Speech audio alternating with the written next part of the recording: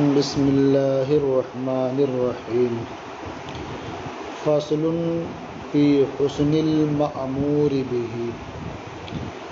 یہ ہے اصول الشاشی کا صفحہ نمبر 183 ہے۔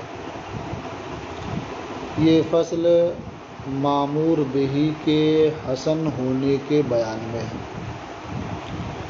حاصل یہ ہے کہ جب آمر حکیم ہوتا ہے تو اس کا کسی شے کا حکم دینا اس بات کی دلیل ہے کہ وہ مأمور بہ حسن ہے، بہتر ہے، اس لیے کہ حکیم کبھی بھی قبیح کا مطالبہ نہیں کرتا ہے اور نہ ہی قبیح کا وجود چاہتا ہے، کیونکہ قبیح کی طلب یہ حکمت کے مخالف ہوگی۔ تو آمر حکیم ہو تو اس کا کسی کام کے کرنے کا حکم دینا اس بات پر دال ہے کہ وہ مأمور بہ حسن ہے۔ اب حسن کے مقابل میں قبیح ہوتا ہے تو حسن اور قبح یہ تین معانی پر بولے جاتے ہیں۔ مثلا ایک معنی ہے صفت کمال اور صفت نقص۔ صفت کمال کے لیے حسن کا اطلاق ہوتا ہے اور صفت نقص کے لیے قبح کا اطلاق ہوتا ہے۔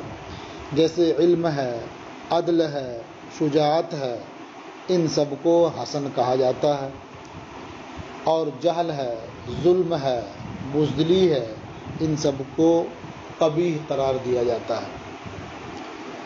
دوسرا معنی ہے کہ دنیاوی غرض کے مناسب کوئی چیز ہو تو وہ حسن ہے، اور دنیاوی غرض کے مخالف مباین کوئی چیز ہو تو وہ قبیح ہے۔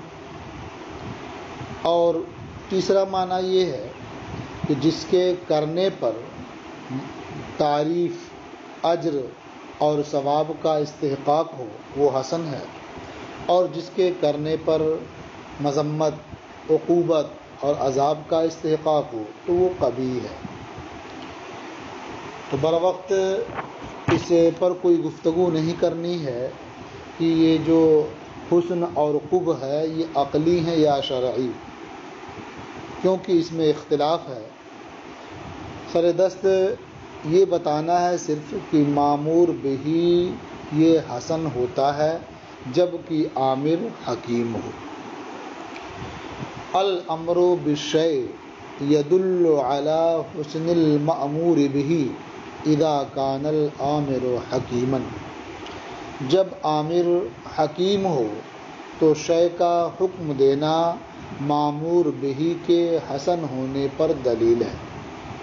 لأن الامر لبیان ان المأمور به مما ينبغي ان یوجد، اس لیے کہ امر اس بات کو بیان کرنے کے لیے ہے کہ مأمور بہ ان میں سے ہے جس کا موجود کیا جانا مناسب ہے۔ فاقتضى ذلك حسنہ، تو حکیم کے امر نے مأمور بہ کے حسن کا تقاضا کیا، یعنی اس بات کو امر حکیم اس بات کا مقتضی ہے یا اس بات پر دلیل ہے کہ یہ مأمور بہ حسن ہے۔ ثم المأمور بہ فی حق الحسن نوعان۔ تو یہ گفتگو تھی کہ مأمور بہ حسن ہوتا ہے جب آمر حکیم ہو۔ اب حسن ہوتا ہے تو حسن ہونے کے حق میں مأمور بہ کی دو قسمیں ہیں۔ ایک قسم تو یہ ہے کہ مأمور بہ حسن ہو فی نفسہ، بذات خود وہ حسن ہو، اور دوسری قسم ہے کہ مأمور بہ حسن ہو لغیرہ، یعنی خود مأمور بہ میں کوئی حسن نہیں ہے لیکن غیر کی وجہ سے اس کے اندر بھی حسن پیدا ہو گیا۔ تو حسن بنفسہ کی مثال جیسے اللہ تعالیٰ پر ایمان لانا، یہ بنفسہ حسن ہے، اس میں کوئی واسطہ نہیں ہے۔ انعام کرنے والے کا شکریہ ادا کرنا، سچ بولنا، انصاف کرنا، نماز ادا کرنا، یا ان چیزوں کی طرح جو بھی عبادات خالصہ ہیں، جو خالص عبادتیں ہیں، جو کسی کے لیے واسطہ نہیں ہیں، تو وہ سب حسن بنفس ہی میں شامل ہیں، اسی نوع میں شامل ہیں۔ اس نوع کا حکم یعنی حسن بنفس ہی، جو معمور بہی حسن بنفس ہی ہے، اس کا حکم یہ ہے کہ جب یہ معمور بہی بندے پر واجب ہو جائے تو اس کا سقوط ادا کرنے ہی سے ہوگا، یعنی جب بندہ اسے ادا کرے گا تبھی ذمہ داری سے عہدہ برا ہوگا، اور اگر ادا نہیں کرتا ہے تو وہ ذمہ داری سے سبکدوش نہیں ہو سکتا۔ پھر یہ نوع جو معمور بھی حسن بنفس ہی ہے، اس کی دو صورتیں ہوتی ہیں۔ اس میں بعض وہ ہیں جو محتمل سقوط ہیں اور بعض وہ ہیں جو محتمل سقوط نہیں ہیں۔ تو جو معمور بھی حسن بنفس ہی سقوط کا احتمال نہیں رکھتا ہے تو اس کا حال یہ ہے کہ بندے کی ادائیگی سے ہی وہ بندہ سبکدوش ہو سکتا ہے، اور جو معمور بہی حسن بنفس ہی محتمل سقوط ہے تو وہ معمور بہی ساقط ہو جاتا ہے ادا کرنے سے بھی، اور ساقط ہو جاتا ہے آمر کے ساقط کرنے سے بھی۔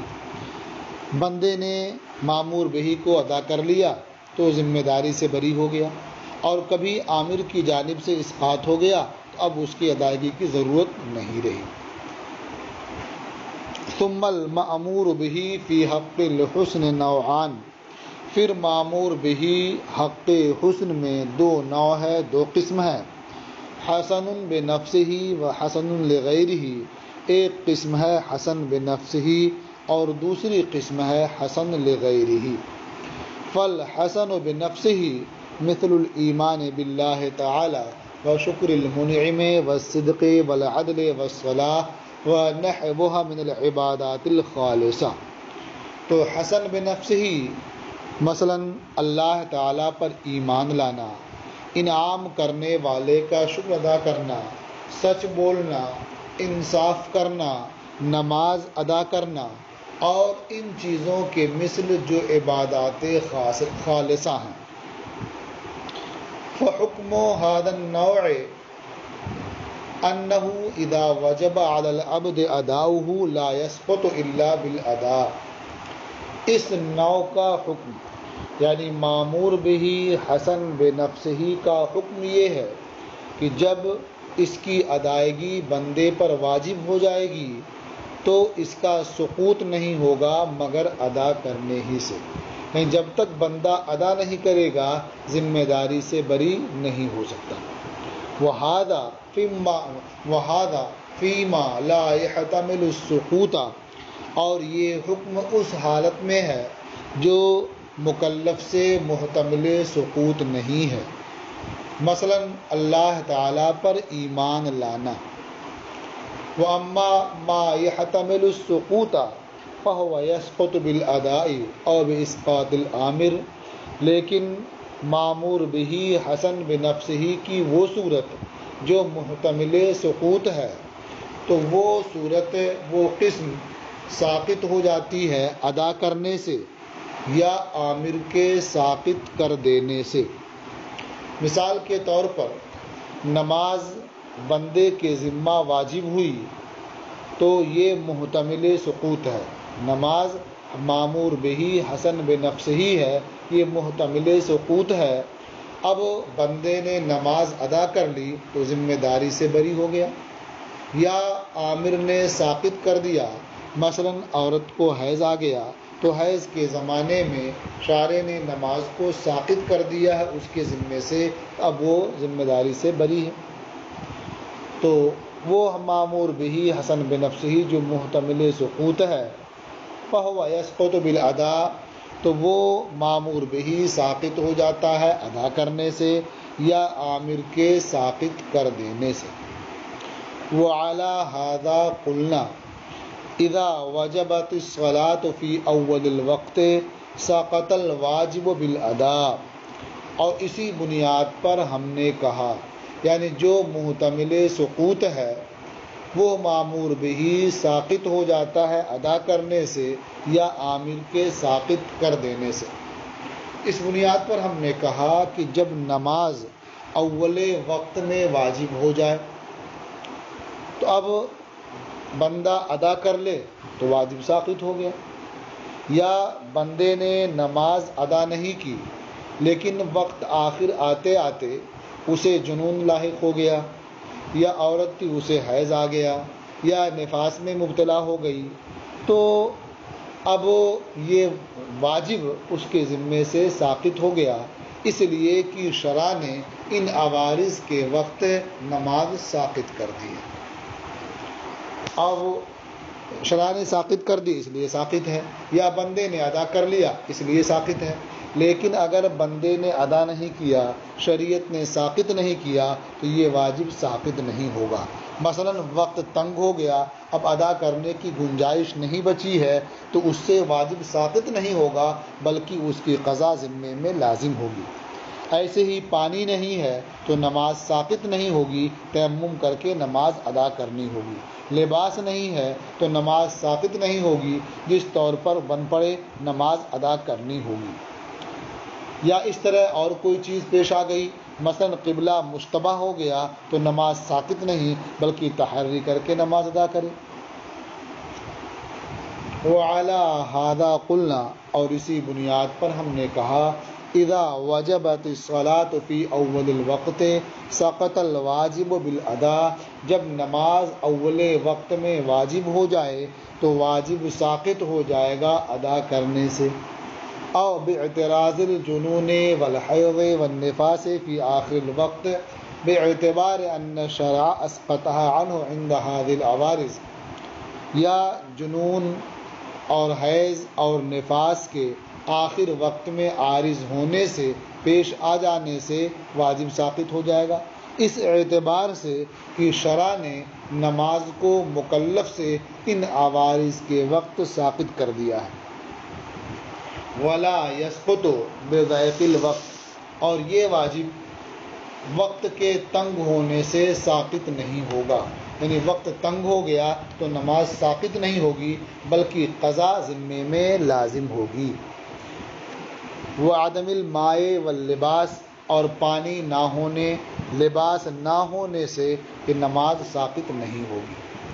ونحوہ، اور اس کے مثل کسی اور چیز کے پیش آنے سے بھی نماز ساقط نہیں ہوگی۔ مثلا قبلہ مشتبہ ہو گیا، جب بھی نماز ساقط نہیں ہوگی۔ کسی نے ترک نماز پر مجبور کیا، جب بھی نماز ساقط نہیں ہوگی۔ یہ مامور بہی حسن کی پہلی قسم تھی جو حسن بنفس ہی ہے۔ دوسری قسم ہے مامور بہی جو حسن لغیر ہی ہے، یعنی اس کے اندر جو حسن پیدا ہوا وہ غیر کے واسطے سے، جیسے سعی الی الجمعہ اور وضو للصلاۃ، جمعہ کے لیے سعی یہ حسن ہے۔ حکم دیا گیا فسعوا الی ذکر اللہ، اذا نودی للصلاۃ من یوم الجمعۃ فسعوا الی ذکر اللہ، تو فسعوا الی ذکر اللہ سے سعی واجب ہوئی، یہ مامور بہی ہے۔ سعی فی نفس ہی حسن نہیں ہے، لیکن اس کے اندر جو حسن پیدا ہوا یہ ادائیگی جمعہ کی وجہ سے، کہ اس سعی کی وجہ سے بندہ جمعہ کی ادائیگی کے لیے جا رہا اور جمعہ ادا کر سکے گا۔ اور وضو للصلاۃ، تو وضو یہ مامور بہی ہے کہ اللہ تبارک و تعالیٰ کا ارشاد ہے اذا قمتم الی الصلاۃ فاغسلوا وجوہکم وایدیکم، تو وضو کا حکم دیا گیا نماز کے لیے، تو نماز کی وجہ سے اس کے اندر حسن پیدا ہوا، یہ مفتاح صلاۃ ہے۔ النوع الثانی ما یکون حسنا بواسطۃ الغیر، مامور بہی حسن کی دوسری نوع وہ ہے جو حسن ہو غیر کے واسطے سے، جیسے سعی الی الجمعہ اور نماز کے لیے وضو کرنا۔ فإن السعی حسن بواسطۃ کونہ مفضیا الی اداء الجمعۃ، تو سعی یہ حسن ہے اس واسطے سے کہ سعی ادائیگی جمعہ کی طرف پہنچانے والی ہے۔ والوضوء حسن بواسطۃ کونہ مفتاحا للصلاۃ، اور وضو حسن ہے مفتاح صلاۃ ہونے کے واسطے سے۔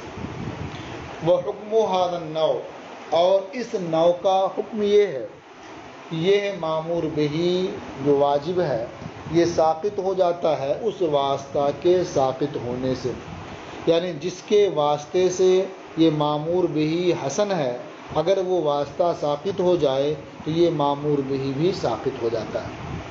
مثلا سعی الی الجمعہ یہ حسن ہے جمعہ کی وجہ سے، تو اگر کسی پر جمعہ ساقط ہو جائے، مثلا مریض ہے یا مسافر ہے، تو اس پر سے سعی بھی ساقط ہے۔ اسی طرح سے وضو یہ واجب ہوا ہے نماز کی وجہ سے، تو اگر کسی شخص پر نماز ہی نہ ہو، مثلا عورت کو حیض آ گیا یا نفاس میں مبتلا ہوئی وہ، تو اب اس سے وہ نماز ساقط ہو گئی تو وضو بھی اس پر واجب نہیں ہوگا۔ یا یہ جس کی وجہ سے جو واسطہ ہے یہ ساقط نہ ہو تو معمور بہی بھی ساقط نہیں ہوگا اگرچہ بندہ اسے ادا کر چکا ہو۔ مثلا سعی الی الجمعہ یہ واجب ہے، تو ایک شخص نے جمعہ کے لیے سعی کی، جامع مسجد پہنچ گیا، پھر اسے زبردستی اٹھا کر کے دوسری جگہ پہنچا دیا گیا جمعہ کی نماز ادا کرنے سے پہلے، تو اب اس شخص پر دوبارہ سعی واجب ہوگی، اس لیے کہ سعی جس چیز کے واسطے سے حسن تھی ابھی اس کی ادائیگی نہیں ہو سکی ہے۔ اور اگر آدمی جامع مسجد میں معتکف ہے تو سعی اس سے ساقط ہے، اس لیے کہ سعی جس چیز کے لیے تھی وہ ویسے بھی حاصل ہے تو وہ سعی ساقط ہو گئی۔ ایسے ہی اگر کسی شخص نے وضو کر لیا نماز سے پہلے اور نماز پڑھنے سے پہلے اس کا وضو ٹوٹ گیا تو دوبارہ وضو کرنا اس پر واجب ہوگا، اس لیے کہ جس کے واسطے سے وضو واجب ہوا تھا ابھی اس کی ادائیگی نہیں ہو سکی۔ اور اگر نیا وضو کیے بغیر ادائیگی ہو سکے معمور بہی کی، یعنی جس کی اس امر کی جس کے واسطے سے حسن ہے، تو نیا وضو کرنے کی ضرورت نہیں ہوگی۔ مثال کے طور پر آدمی باوضو ہے، نماز کا وقت ہو گیا تو اب دوبارہ وضو کرنا اس کے اوپر لازم نہیں ہے۔ وحکم ھذا النوع انہ یسقط بسقوط تلک الواسطہ، اور اس نوع کا حکم یہ ہے کہ یہ معمور بہی ساقط ہو جاتا ہے اس واسطے کے ساقط ہونے سے۔ حتیٰ ان السعی لا یجب علی من لا جمعۃ علیہ، یہاں تک کہ سعی اس شخص پر واجب نہیں ہے جس پر جمعہ واجب نہیں ہے، جیسے مریض ہے اور مسافر ہے۔ ولا یجب الوضوء علی من لا صلاۃ علیہ، اور اس شخص پر وضو واجب نہیں ہے جس پر نماز واجب نہیں ہے، مثلا حیض و نفاس والی عورت۔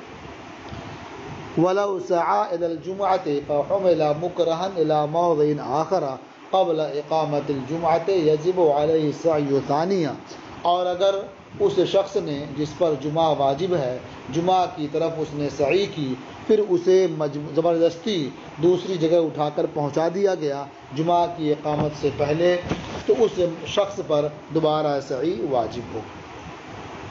ولو کان معتکفا فی الجامع یکون السعی ساقطا عنہ، اور اگر وہ مکلف جامع مسجد میں معتکف ہو تو اس سے سعی ساقط ہے، اس لیے کہ سعی کے بغیر ہی مقصود حاصل ہے۔ وکذالک لو توضأ فاحدث قبل اداء الصلاۃ، اور یوں ہی اگر مکلف نے وضو کیا اور نماز کی ادائیگی سے پہلے محدث ہو گیا، یجب علیہ الوضوء ثانیا، تو دوبارہ اس پر وضو کرنا واجب ہوگا۔ ولو کان متوضیا عند وجوب الصلاۃ، اور اگر وہ مکلف وجوب صلاۃ کے وقت متوضی ہے، باوضو ہے، لا یجب علیہ تجدید الوضوء، تو اس پر نیا وضو کرنا واجب نہیں ہوگا۔